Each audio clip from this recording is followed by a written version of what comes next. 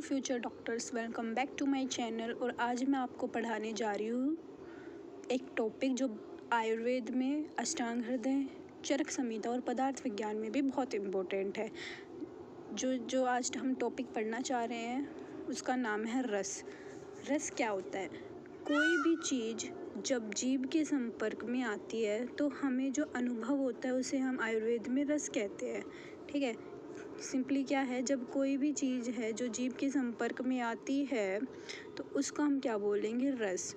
ठीक है, आयुर्वेद में जो आचार्य है उन्होंने जो रसों की संख्या मानी है वो 6 मानी है। 6 कौन कौन से रस होते हैं देखते हैं चलो।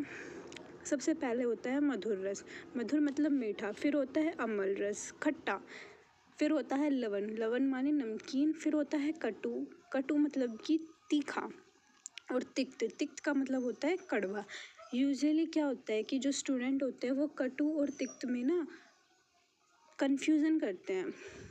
कटु का हम क्या मतलब समझेंगे? कटु मतलब कि कड़वा, तिक्त मतलब कि तीखा, लेकिन वो ऐसा नहीं होता है। कटु का मतलब यहाँ होता है मिर्ची और तिक्त का मतलब होता है कड़वा, लाइक नीम। फिर छठा है कसाय, कसाय मतलब कि कसेला। जो पदार्थ खाने से जो हमारी जीभ होती जाती है उसमें स्टिफनेस हो जाती है, मतलब कि हमारी जीभ होती है वो जकड़ जाती है। इसका एग्जाम्पल होता है हरित की। तो चलिए आगे चलते हैं हम। यहाँ क्या लिखा हुआ है कि जो हमारा जो मधुर रस होता है वो सबसे अधिक बल प्रदान करता है। जो हमारा मधुर रस होता है वो सबसे अधिक बल प्रदान करने वाला होता है। और जो हमारा कसाई रस होता है वो सबसे कम बल प्रदान करने वाला होता है। तो अभी तक हमने क्या पढ़ा है यहाँ? रस क्या होता है, रस की परिभाषा क्या है। रस 6 प्रकार का होता है। मधुर रस होता है वो सबसे अधिक बल प्रदान करता है और जो कसाई रस होता है वो सबसे कम बल प्रदान करता है। फिर आगे बताया गया है जो हमारे रस होते हैं उनका पंच महाभूतों में से जो संबंध होता है उसकी बात कर लेते हैं हम। तो रस हमारे होते हैं जो पंच महाभूत हमारे कौन से होते हैं? आकाश, वायु, अग्नि, तेज, पृथ्वी और जल। ये हमारे पंच महाभूत हो गए। वैसे तो जो हमारे जो सभी रस होते हैं वो जल महाभूत से बनते हैं, लेकिन उसमें भी जो अपना अलग अलग रस होता है उसमें अलग अलग पंच महाभूतों की प्रधानता पाई जाती है। तो ये टेबल है, ये टेबल थोड़ी ऊपर नीचे हो गई है तो थोड़ा आप ध्यान से देखेंगे तो आपको समझ में आएगा। सबसे पहले है मधुर रस। जो मधुर रस होता है इसमें हमारा महाभूत होता है पृथ्वी और जल। मधुर रस पृथ्वी और जल के संयोग से बना है। फिर है अम्ल रस। जो अम्ल रस है वो पृथ्वी और अग्नि के संयोग से बना है। फिर है लवण रस। लवण रस है जो हमारा वो अग्नि और जल के संयोग से बना हुआ है। फिर जो है हमारा कटु मतलब कि जो तीखा रस है वो बना है वायु और अग्नि के संयोग से। नेक्स्ट जो है हमारा वो है तिक्त रस। जो तिक्त रस होता है, ये क्या हुआ? जो तिक्त रस होता है वो वायु और आकाश के संयोग से बनता है। फिर आता है लास्ट में हमारा कसाई रस। कसाई रस में होता है हमारा वायु और पृथ्वी महाभूत। तो ये जो टेबल है ये आपको इसको अगर 4-5 बार अच्छे से रिवाइज करेंगे तो आपको याद हो जाएगी। ये टेबल है, ये इम्पोर्टेंट है, इसलिए आपको याद करनी ही है। उसके बाद हमारा जो टॉपिक है वो है रस और दोष। जो रस होता है उनका जो हमारे 3 दोष होते हैं। 3 दोष कौन कौन से होते हैं? वात, पित्त और कफ। उनके साथ भी जो संबंध होता है वो इस टेबल में बताया गया है। ये टेबल भी इम्पोर्टेंट है, ये टेबल भी इम्पोर्टेंट है तो ये भी आपको याद होनी चाहिए। तो सबसे पहले हम देख लेते हैं जो मधुर रस होता है उसमें वो किस दोष को बढ़ाता है। जो मधुर रस होता है वो कफ को बढ़ाता है और जो वात और पित्त है उनका शमन करता है। जो ये मधुर के हैं, मधुर रस के गुण हैं वो आप आगे पढ़ोगे तो आप देख सकेंगे जो मधुर के जो गुण होते हैं वो कफ के समान होते हैं, इसलिए वो कफ को बढ़ा रहा है। सेकंड होता है हमारा अम्ल रस। अम्ल रस है वो पित्त और कफ की वृद्धि करता है और वात का है जो वो शमन करता है। देन है लवण रस। जो लवण रस है वो कफ की तो वृद्धि कर रहा है और वात का जो है वो क्षय कर रहा है। जो ये लवण रस है वो कफ का और पित्त का है वो वृद्धि कर रहा है। उसके बाद है हमारा कटु रस। कटु रस जो होता है वो पित्त और वात को बढ़ा रहा है और कफ को घटा रहा है। तिक्त रस है हमारा वात की वृद्धि करता है और पित्त और कफ का शमन करता है।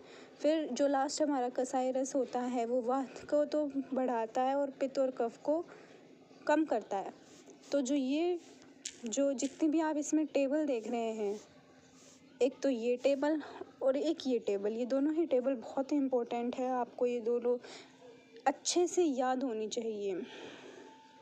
नेक्स्ट जो है, अब हम एक एक रस का जो है विस्तार में वर्णन कर लेते हैं, किसके क्या गुण होते हैं, क्या उसके कर्म होते हैं, क्या उसकी वृद्धि और क्षय के लक्षण होते हैं। जो फर्स्ट ऑफ ऑल है हमारा मधुर रस, वो कैसा होता है? मधुर रस वैसा होता है जिसके खाने से हमारी जो जीभ होती है वो संतुष्ट हो जाती है, खुशी मिलती है, मुंह चिपचिपा महसूस होता है। तो जो मधुर रस होता है उनके गुण कैसे होते हैं? मधुर रस से युक्त जो पदार्थ होते हैं वो जन्म से ही अनुकूल होते हैं।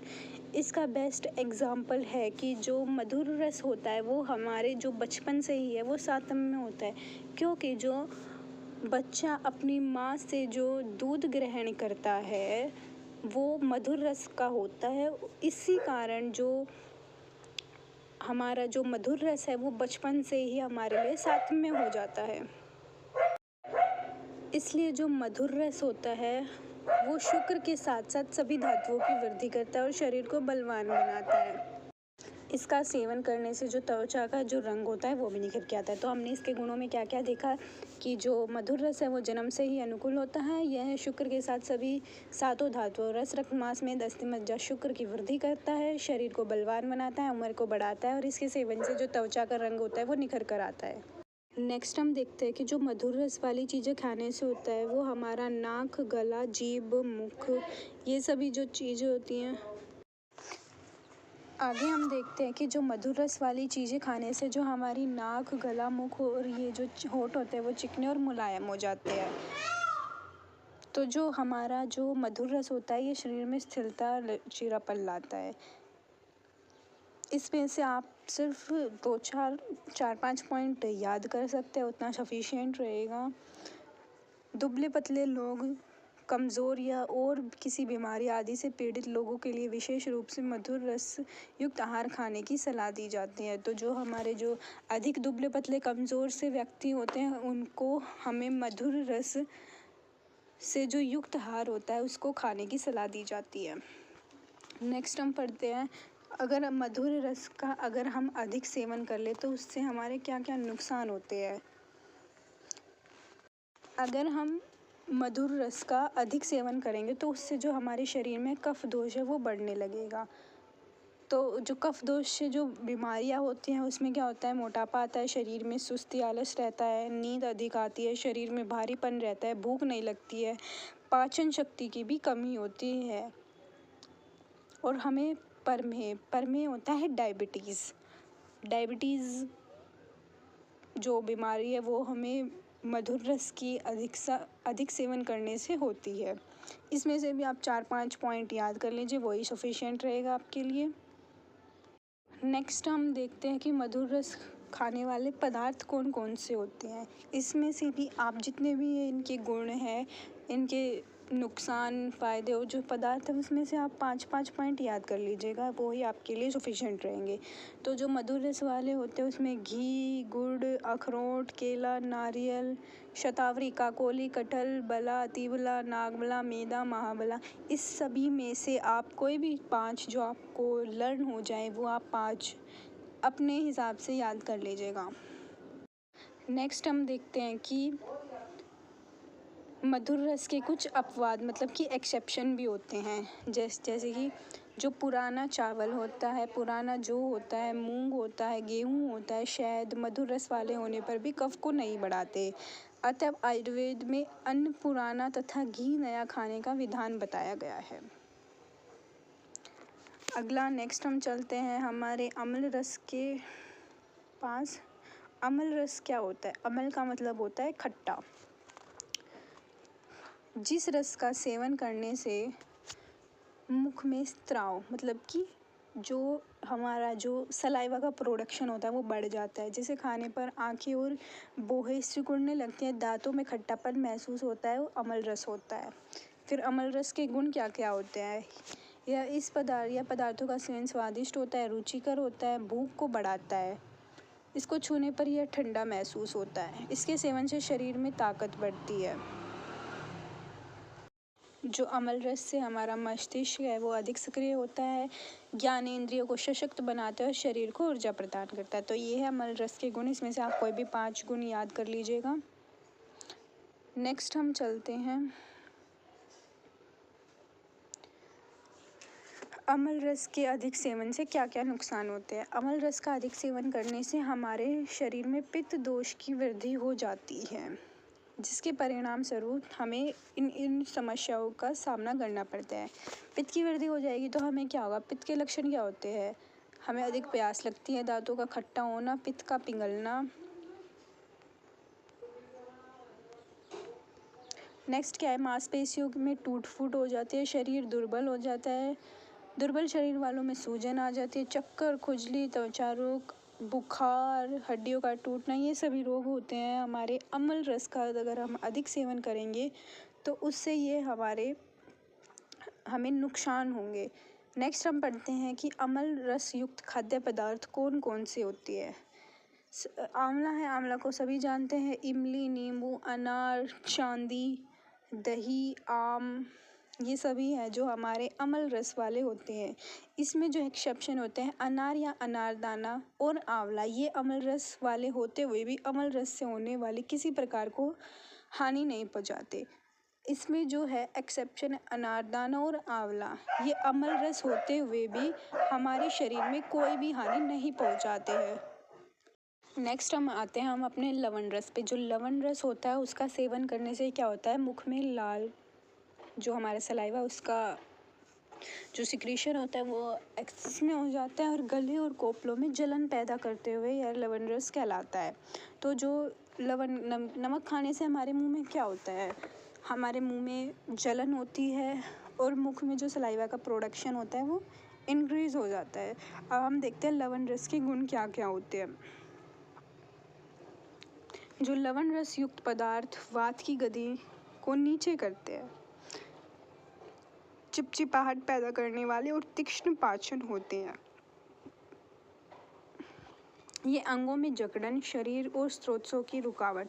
स्रोतस क्या होते हैं? जो हमारे बॉडी के चैनल्स होते हैं, ये जमी हुई चर्बी और मल पदार्थों से अधिक संचय को दूर करते हैं। जो इसमें जो मेन बात क्या है? जो लवण रस होता है वो अन्य रसों के प्रभाव को कम कर देता है। तो इसके गुण क्या क्या होता है? ये वात की गति को नीचे कर देता है, चिपचिपाहट पैदा करने वाला होता है, तीक्ष्ण पाचन होता है, स्रोतों में जो रुकावट होती है उन्हें खोल देता है, जमी हुई चर्बी को कम करता है और मेन क्या है? इसमें जो लवण रस होता है वो अन्य रसों के प्रभाव को कम कर देता है। नेक्स्ट हम चलते हैं इसके अधिक सेवन से नुकसान क्या क्या होते हैं। अगर हम लवण का अधिक मात्रा में उपयोग करेंगे तो इससे पित्त दोष के साथ जो हमारा पित्त दोष होता है उसके साथ साथ रक्त भी असंतुलित हो जाता है, जिसके कारण हमें ये प्रॉब्लम होती हैं। अधिक प्यास और गर्मी लगना, जलन, बेहोशी, कुष्ठ क्या होता है? जो हमारी स्किन डिजीज होती है जैसे कि चर्म रोग, मुख का पकना, नेत्रपाक, सूजन, त्वचा के रंग में विकार आना, दांतों का हिलना, गंजापन होना। इसमें से आप कोई भी अपने 5 याद कर लीजिएगा। नेक्स्ट हम देखते हैं कि लवण रस से जो युक्त खाद्य पदार्थ होते हैं वो कौन कौन से होते हैं। इसमें हमारे जितने भी नमक होते हैं, सेंधा नमक, सोवरचल नमक, कृष्ण, विड, सामुद्र, ओदबिद, ये सभी जो नमक होते हैं, इसमें जो धातुएं होती हैं वो शीशा और सार मतलब होता है जो भी एल्कलाइन प्रोडक्ट्स होते हैं, ये सभी है जो वो लवण के मुख्य द्रव्य होते हैं। तो I hope this is clear to all. जितना हमें अभी तक पढ़ा है ये सभी आपको क्लियर हो गया होगा। नेक्स्ट हम चलते हैं अपने कटु रस के पास। कटु रस क्या होता है? इस रस का सेवन करने से मुख में सुई चुभने लगती है, जीभ के अगले हिस्से को उत्तेजित करता है। इसके अलावा ये आँख, नाक और मुंह से स्राव करता है और कोपलों को जलाता है। यदि हम मिर्ची का अधिक सेवन करेंगे तो क्या होगा? हमारे मुंह में सुइयाँ चुभेगी, दर्द होगा, आँख कान नाक से हमारे जो है वो पानी निकलता है, तो ये होता है जो इस रस का जो अनुभव होता है उसको हम कटु रस बोलते हैं। तो कटु रस के गुण क्या क्या होते हैं? कटु रस होता है मुख को स्वच्छ करता है, शरीर और भोजन के अवशोषण में सहायक होता है, इसके सेवन से भूख और पाचन शक्ति बढ़ती है, यह नाक कान और ज्ञानेंद्रियों को ठीक प्रकार से कार्य करने योग्य बनाता है। नेक्स्ट क्या है हमारा? कटु रस का अगर हम अधिक सेवन करेंगे तो हमें क्या क्या फायदे होते हैं? यह मोटापे में फायदेमंद होता है, शीत पित्त, आंखों में स्थिरता, खुजली, घाव, पेट के कीड़े, जोड़ों की जकड़न, गले के रोग, कुष्ठ को, इन सभी को ये जो कटु रस है वो हमारा शांत करता है, मतलब कि इसका शमन करता है। और इसके अधिक रस के सेवन से क्या हमें हानि होगी? इससे हमें हानि होगी बेहोशी, घबराहट, तालू और होठों में सूखापन, थकावट, कमजोरी, चक्कर आना, ये सभी इसके अगर हम एक्सेस में यूज़ करेंगे तो इससे हमें प्रॉब्लम होगी। इसका अपवाद क्या है? इसका अपवाद है सौंठ, पीपली, लहसुन कटु रस के अन्य पदार्थ के समान ज़्यादा हानिकारक नहीं होते। मतलब कि जो सौंठ, पीपली, लहसुन है ये तिक्त कटु रस वाले होते हुए भी ये हमें ज़्यादा हानि नहीं पहुंचाते। नेक्स्ट है हमारा तिक्त रस। तिक्त रस क्या होता है? यह रस मुख में लसीलेपन को हटाता है और जीभ को जकड़ बनाता है, जीभ को ये हमारे जड़ बनाता है। तिक्त रस का एग्जाम्पल क्या होता है हमारा? जैसे कि नीम होता है। तिक्त रस के गुण क्या क्या होंगे? यह स्वाद में भले ही बुरा हो लेकिन यह अन्य पदार्थों को स्वादिष्ट और रुचिकर बना देता है, इससे भोजन में रुचि बढ़ती है। तिक्त रस वाले पदार्थ विषैले प्रभाव, पेट के कीड़े, कुष्ठ, खुजली, बेहोशी, जलन, प्यास, त्वचा के रोग, मोटापे व मधुमेह आदि को दूर करते हैं। तो जैसे कि सभी बोलते हैं कि हमें कच्चा जो नीम की पत्ती होती है या निम्बोली होते हैं उसको खाना चाहिए, उससे क्या हमें क्या फ़ायदा होता है हमारे? उससे हमारे जो स्किन डिजीज़ेज़ हैं वो साफ़ होती है, जो पेट में जो कीड़े होते हैं जो वो नष्ट होते हैं, ये इसके जो है वो गुण होते हैं। जो तिक्त रस होता है वो वात का अनुलोमन करता है। अनुलोमन मतलब नीचे से ऊपर की ओर गति कराता है, शरीर में रूखापन लाता है। इसमें से आप कोई भी 5 जो गुण है वो इसके याद कर सकते हैं। आगे हम पढ़ते हैं तिक्त रस के नुकसान क्या होते हैं। तिक्त रस का अधिक सेवन करने से जो हमारे शरीर में जो रस होता है मतलब कि प्लाज्मा, रक्त, वसा, मज्जा, शुक्र की मात्रा को कम कर देता है। स्रोतों में खुरदरापन, मुख में शुष्कता, शक्ति की में कमी, दुर्बलता, थकावट, चक्कर आना, बेहोशी, वातज रोग आदि उत्पन्न करता है। तो ये है इसके नुकसान। अधिक सेवन करने से तिक्त रस वाले खाद्य पदार्थ कौन कौन से होते हैं? चंदन, पटोल, जयंती, सुगंधमाला, नीम, करेला, गिलोय, महापंचमूल, छोटी और बड़ी केटरी, इंद्रायण, अतीस और वच, ये सभी तिक्त रस वाले पदार्थ होते हैं। इसमें से आप कोई भी 5 याद कर लीजिएगा। इसका जो एक्सेप्शन केस होता है वो होता है गिलोय और पटोल, तिक्त रस वाले होने पर भी अधिक हानिकारक नहीं होते हैं। नेक्स्ट हम पढ़ते हैं कसाई रस। कसाई रस क्या होता है? यह वह रस होता है जो जीवा को जड़ मतलब कि सुन्न बना देता है और गले और स्रोतों को अवरुद्ध करता है। इसका एग्जाम्पल होता है हरित की। हरित की कैसी होती है? उसको खाने से हमारी जो जीभ होती है वो जकड़ जाती है। तो कसाई रस के जो गुण क्या होते हैं? रस पित्त और कफ दोष को कम करता है। इसके अलावा यह अंगों में स्राव को कम करता है, घाव को जल्दी भरता है, हड्डियों को जोड़े रखने में मदद करता है। इसमें धातु और मूत्र आदि को सुखाने वाले गुण भी होते हैं। कसाई रस के अधिक सेवन से होने वाले नुकसान क्या क्या है? जो कसाई रस होता है वो वात को प्रकोपित करता है, मतलब कि वात की है जो वो वृद्धि करता है। और इस कसाई रस का अधिक सेवन करने से हमें क्या क्या नुकसान होंगे? वो होते हैं मुख सूखना, हृदय में दर्द, पेट फूलना, बोलने में रुकावट, रंग का काला होना आदि, ये जो कसाई रस के अधिक सेवन से हमें शरीर में नुकसान होते हैं। अब हैं कसाई रस वाले जो पदार्थ होते हैं वो क्या क्या होते हैं। इसमें होता है हरड़, बहेड़ा, खेर, शहद, कच्ची खांड, कमल ककड़ी, मुक्ता मतलब कि मोती, अंजन, गेरू इत्यादि। ये सभी जो पदार्थ होते हैं वो कसाई रस वाले होते हैं। नेक्स्ट है इसका अपवाद क्या है, इसका एक्सेप्शन केस क्या है। जो कसाई रस युक्त होने पर भी हरड़ अन्य कसाई पदार्थों के समान शीतल और स्तंभ मतलब कि जो मल आदि को रोकने वाली नहीं होती है। तो जैसा कि आप सभी देख सकते हैं, हमने इस लेक्चर में पढ़ा है कि रस क्या क्या होते हैं, रस क्या होता है, कितने प्रकार का होता है, उसके पंच महाभूतों से क्या संबंध है, दोषों से क्या संबंध है। हमने अलग अलग रस के अलग अलग गुण, उसके अधिक सेवन से नुकसान, अपवाद, ये सभी चीज़ हमने इस लेक्चर में कवर किया है। होप सो आपको ये समझ में आएगा। Thanks for watching this video.